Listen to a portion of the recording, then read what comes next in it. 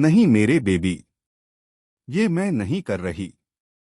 ये ये तो तुम्हारे ही कर्म हैं जो अब तुम्हें ये दिन दिखा रहे हैं। और अब बस कुछ ही पल बचे हैं। और मैं कुछ ज्यादा नहीं कहूंगी, लेकिन तुम ये जान लो, अब तुम अपनी प्यारी बीवी को खो दोगे। इस एक संवाद के साथ पूरा माहौल सिहर उठता है। हवाएं तेज हो जाती हैं और हवा में एक अजीब सी सनसनी फैल जाती है। और यही वो पल है जब कहानी लेती है एक ऐसा मोड़ जो पूरे सीरियल जादू तेरी नजर की दिशा ही बदल देता है। जी हाँ दोस्तों, जादू तेरी नजर का आने वाला ट्रैक होने वाला है बहुत ही जबरदस्त और पूरी तरह से चौंकाने वाला। क्योंकि अब आखिरकार जिस मिलन का इंतजार दर्शक लंबे समय से कर रहे थे वो हो गया है। विहान और गौरी अब एक हो चुके हैं। उनके बीच की सारी गलतफहमियां, सारी दूरियां अब खत्म हो चुकी हैं। और जिस मां बाप को उनके बेटे से दूर कर दिया गया था, उन्हें अब आखिरकार अपना बेटा, अपना गोलू मिल गया है।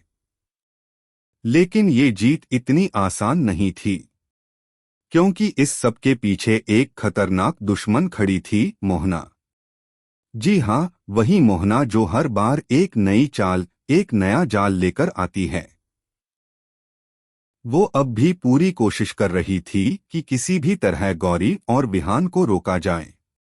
लेकिन भाई, जब बात बेटे की जान की हो तो कौन सा मां बाप पीछे हटते हैं। गौरी और विहान के बीच पहले थोड़ी बहसबाजी होती है, थोड़ी टकराहट भी होती है, क्योंकि दोनों अलग अलग रास्तों से अपने बेटे को बचाना चाहते हैं। लेकिन अंत में उन्हें ये समझ आ ही जाता है कि सिर्फ साथ मिलकर ही वो अपने बेटे को बचा सकते हैं। क्योंकि अब बात सिर्फ गोलू की नहीं है, बात है उसके अंदर छिपी उन अलौकिक शक्तियों की। एक तरफ गौरी के पास है रियावंशी शक्ति, एक ऐसी शक्ति जो प्रेम, करुणा और सुरक्षा से जुड़ी हुई है। दूसरी ओर विहान के पास है दावंश की शक्ति, जो अग्नि, शक्ति और साहस का प्रतीक है। जब ये दोनों शक्तियां एक साथ आती हैं, तो उनके सामने खड़ा होना किसी के बस की बात नहीं। और अब जब उनका बेटा गोलू खतरे में है, तो इन दोनों की ताकत दुगनी हो जाती है। मोहना, जो अपनी अजीब और खतरनाक चालें चल रही है, वो भी इस जोड़ी के सामने घबराने लगी है। लेकिन मोहना भी इतनी आसानी से हार मानने वालों में से नहीं है। वो एक गंदी, बहुत ही डरावनी चाल चलती है। मोहना जिहान को अपनी बातों में उलझाकर गौरी को बेहोश कर देती है। उसका इरादा साफ है, गोलू को हमेशा के लिए अपने पास रखना और उसकी शक्तियों को अपने अंदर समेटकर खुद महाडायन बन जाना। लेकिन उसे इस बात का जरा भी अंदाजा नहीं होता कि गौरी इतनी आसानी से हार मानने वाली नहीं है। जैसे ही विहान मोहना के जाल में फंसता है, उसी पल गौरी होश में आ जाती है और अपने पूरे जोर से विहान को बचाने के लिए दौड़ पड़ती है। और अब एक बार फिर जब गौरी और विहान साथ होते हैं, तो वो चट्टान की तरह अडिग हो जाते हैं। मोहना की हर चाल उनके सामने फीकी पड़ जाती है।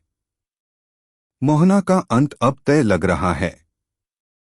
लेकिन ये भी सच है कि मोहना बार बार मरेगी और बार बार लौट कर आएगी, क्योंकि उसका मकसद अब सिर्फ शक्तियां हासिल करना नहीं है। वो अब गोलू से बदला लेना चाहती है।